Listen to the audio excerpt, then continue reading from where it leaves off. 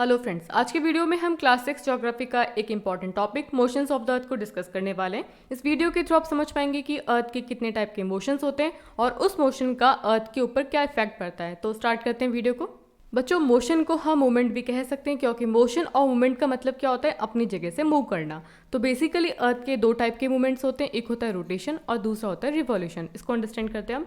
देखिए रोटेशन में क्या होता है, सबसे पहले इस वर्ड को समझो। रोटेट करना मतलब कि घूमना। अब घूमना कैसे? Movement of the earth on its axis. जब अर्थ अपनी एक्सिस के ऊपर मूव करती है तो उसको क्या कहा जाता है? उसको कहा जाता है रोटेशन। और हमको पता है कि एक्सिस का मतलब क्या होता है, एक इमेजिनरी लाइन जो कि 90 डिग्री नॉर्थ और 90 डिग्री साउथ को आपस में कनेक्ट करती है, उसको हम क्या कहते हैं? एक्सिस कहते हैं। जब अर्थ अपनी एक्सिस पे ही घूमती है तो उसको क्या कहा जाता है? उसको कहा जाता है rotation. Second type of motion क्या होता है? रिवॉल्यूशन। अब इसमें क्या होता है? Movement of the earth around the sun in a fixed path और ऑर्बिट। देखिए इसमें क्या होता है, जब अर्थ सन के अराउंड, अराउंड का मतलब क्या होता है? चारों तरफ एक फिक्स्ड पाथ पर अपने ऑर्बिट पर मूव करती है तो उसको क्या कहा जाता है? उसको कहा जाता है रिवॉल्यूशन। ठीक है, जैसे कि ये क्या है, सन है, क्लियर। और ये इसका जो वाइट वाइट आपको लाइन दिख रही है, ये इसका एक फिक्स्ड पाथ है। अब क्या कर रही है, अर्थ इसके चारों तरफ मूव कर रही है। किसके चारों तरफ? सन के चारों तरफ मूव कर रही है, उसको कहा जाता है रिवॉल्यूशन। सो जब अर्थ का अपने एक्सिस पर मूव करना है तो वो है रोटेशन, और जब सन के अराउंड मूव कर रही है तो उसको कहा जाता है रिवॉल्यूशन। आई होप आपको समझ में आ चुका है कि अर्थ के दो टाइप के मोशंस होते हैं, एक होता है रोटेशन और दूसरा होता है revolution. The axis of the earth, which is an imaginary line, makes an angle of 66.5 degree with its orbital plane। तो यहाँ पर हमको दो चीज़ें समझनी है कि पहली बात तो ऑर्बिटल प्लेन का मतलब क्या होता है, और दूसरी बात एक्सिस 66.5 डिग्री का एंगल ऑर्बिटल प्लेन पर किस तरीके से बनाती है। तो एक एक चीज़ों को अच्छे से अंडरस्टैंड करते हुए चलेंगे। बच्चों, हम सभी जानते हैं कि हमारे सोलर सिस्टम में सभी प्लैनेट सन के अराउंड मूव कर रहे हैं, उसके चारों तरफ चक्कर काट रहे हैं, और उनके चक्कर काटने का एक फिक्स्ड पाथ होता है, उसको क्या कहा जाता है? उसको कहा जाता है ऑर्बिट। और उसी तरह से हमारे अर्थ का भी एक ऑर्बिट होता है जो सन के चारों तरफ चक्कर काट रही है। अब हमको समझना है ऑर्बिटल प्लेन।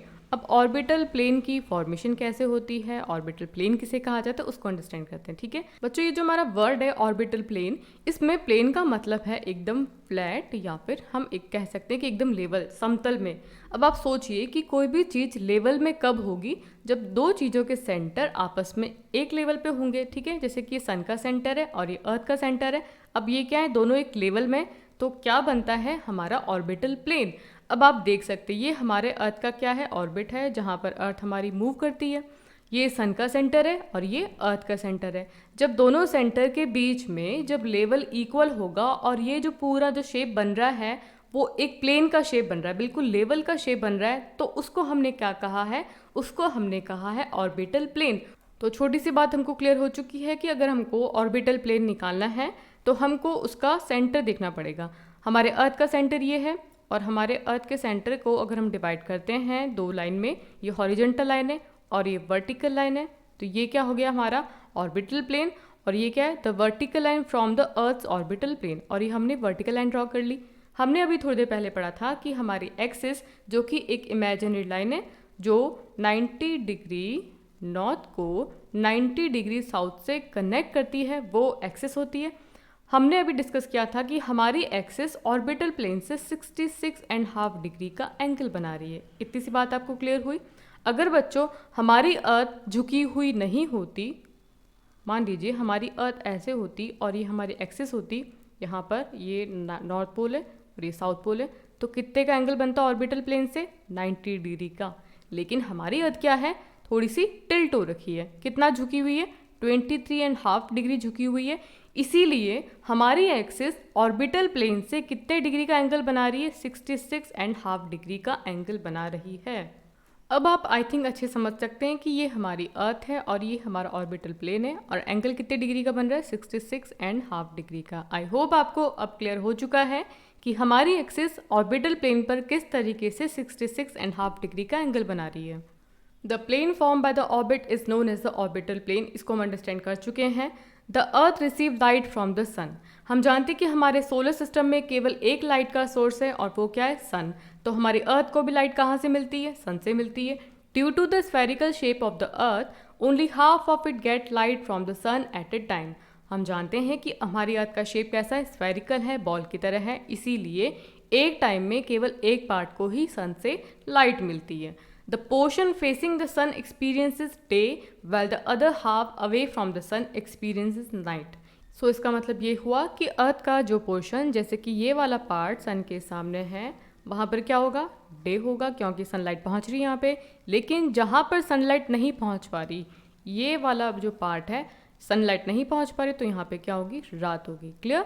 इसका मतलब ये हुआ कि अर्थ के रोटेशन की वजह से दिन और रात होते हैं। The circle that divide the day from night on the globe is called the circle of illumination. अब इसको अंडरस्टैंड करते हैं कि सर्किल ऑफ इल्यूमिनेशन का मतलब क्या होता है। देखिए बच्चों, ग्लोब के ऊपर ये क्या है, डे, और ये क्या है, नाइट। ठीक है, डे एंड नाइट को अलग करने वाली ये जो हमको इमेजिनरी लाइन नज़र आ रही है, ये वाली लाइन, इसको क्या कहा जाता है, इसको कहा जाता है सर्किल ऑफ इल्यूमिनेशन। इसका मतलब क्या हुआ कि इस लाइन से हमको डायरेक्टली पता चल जाता है कि इस वाले पोर्शन में तो क्या है, डे है, और इस वाले पोर्शन में नाइट है। तो ये जो इमेजिनरी लाइन है, इसको कहा जाता है सर्किल ऑफ इल्यूमिनेशन।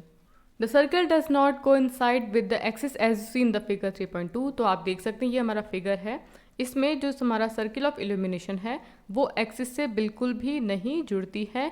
हमारी एक्सिस बिल्कुल अलग है और ये सर्किल ऑफ इल्यूमिनेशन अलग है।